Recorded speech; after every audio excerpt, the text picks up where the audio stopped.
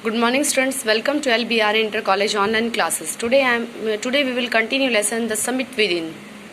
हम लोगों ने अपनी लास्ट वीडियो में जो HPS अहलूवालिया हैं उनकी जो एवरेस्ट की जर्नी है उसके बारे में पढ़ा था कि एवरेस्ट की यात्रा कैसी थी, उनकी जब वो ऊंचाई पर पहुंचे थे तो कैसा फील हुआ उन्हें, उसके बारे में पढ़ा था। अब हम आगे पढ़ेंगे। Glimpsing a peak in the distance, I get transported to another world. Glimpsing होता है झलकी। वो कहता है जब पीक की झलकी, जो ऊंचाई की, जो उसकी चोटी थी, उसकी जब झलकी दिखती है डिस्टेंस से कुछ दूरी पर, जब उसकी झलक दिखाई देती है, I get transported to another world, मैं दूसरे संसार में चला जाता हूँ, मुझे वो दूसरे संसार में भेज देती है। I experience to change within myself, मुझे अनुभव होता है कि मेरे अंदर खुद एक चेंज आ रहा है। Which can only be called mystical. Mystical होता है स्पिरिचुअल, आध्यात्मिक। जो मेरे अंदर क्या है, एक आध्यात्मिक चेंज आ रहा था। But its beauty, aloofness, might, redness and the difficult encountered on the way, पर जो उसकी ब्यूटी थी वो बड़ी दुराव मतलब कि बहुत परेशान करने वाली दूर थी। माइट मीन्स बहुत विशाल थी, एंड रगनेस मीन्स होता है उबड़ खाबड़ थी, जहाँ पर पहुँचना थोड़ा मुश्किल था। एंड द डिफिकल्ट एनकाउंटर्ड, और रास्ते में क्या था, डिफिकल्ट एनकाउंटर्ड मीन्स एनकाउंटर्ड होता है मुठभेड़, ऑन द वे, रास्ते में जो था बड़ा ही मुश्किल मुठभेड़ थी, मुश्किल रास्ता था, मुश्किल प्रॉब्लम्स को हमें फेस करते हुए ऊपर तक जाना था। The peak draws me, peak होता है चोटी, चोटी जो है वो मुझे ड्रॉ करती, मुझे पीछे भेज रही थी, एज एवरेस्ट डिड, जैसा कि एवरेस्ट करती। It is challenge that is difficult to resist, ये एक ऐसा चैलेंज था जिसको मुश्किल था, जिसको कंप्लीट कर पाना, मतलब कि एवरेस्ट पर पहुंचना जो है आसान बात नहीं थी। रास्ते में बहुत सारी प्रॉब्लम्स थी, उबड़ खाबड़ रास्ते, इतनी ऊंचाई, उसका मतलब कि दूर रास्ता, उसका बहुत दूर दिख रही थी, नीचे से बहुत दूर दिख रही थी।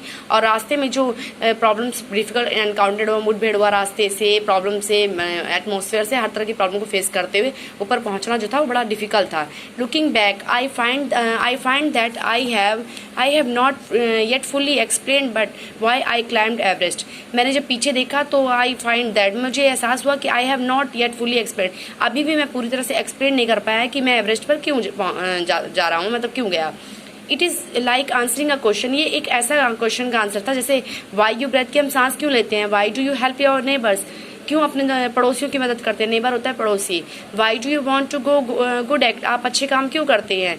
There is no final answer possible, इनका कोई पॉसिबल आंसर नहीं है, कोई संभव जवाब नहीं है इसका।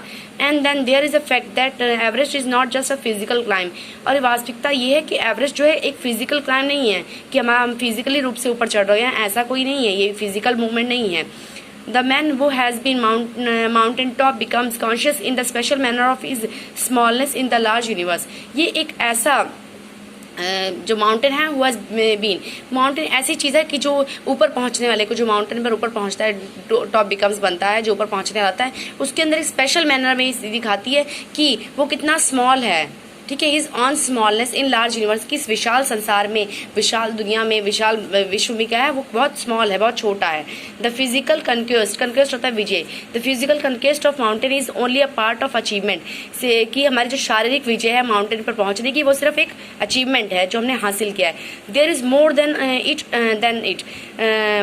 दैट, वो कहता है there is more to it than that, ये इससे भी ज़्यादा कुछ और है। क्या है, it is follow to a sense of fulfilment, ये किसी को पूरा करने का एक सेंस है कि जब हम ऊपर पहुंचते हैं तो हमें एक अपने आप में एहसास होता है कि हम संपूर्ण हो गए हैं।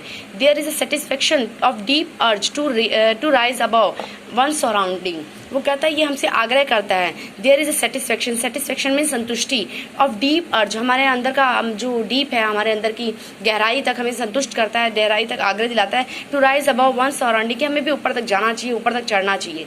It is the internal love for adventure in the man, ये एक जो एडवेंचर होता है, जो हम खतरों के साथ खेलते हैं, दैट इज एडवेंचर, वो इंटरनल लव होता है एडवेंचर के लिए। कभी कभी इंसान को मुश्किल चीज़ें करने में एक अजीब सी खुशी मिलती है, अजीब सा प्यार उसको होता है, वो चीज़ें करने का एक वो है, इंसान का लव है। The experience is not merely physical, इसका एक्सपीरियंस जो है सिर्फ फिजिकल नहीं था, शारीरिक रूप में था। इट इज़ इमोशनल, ये आपके इमोशनल रूप से भी आपको बहुत वो करता है। ये इसका जब आप एवरेस्ट पर पहुंचते हैं तो सिर्फ आप फिजिकली सेटिस्फाई नहीं होते हैं, it's emotional and it is spiritual, और ये आध्यात्मिक और शारीरिक और मानसिक रूप से, तीनों रूप से आपको संतुष्ट करता है।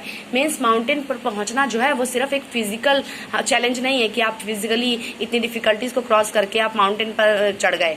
वहाँ पर पहुँचने पर आपको एक आध्यात्मिक, एक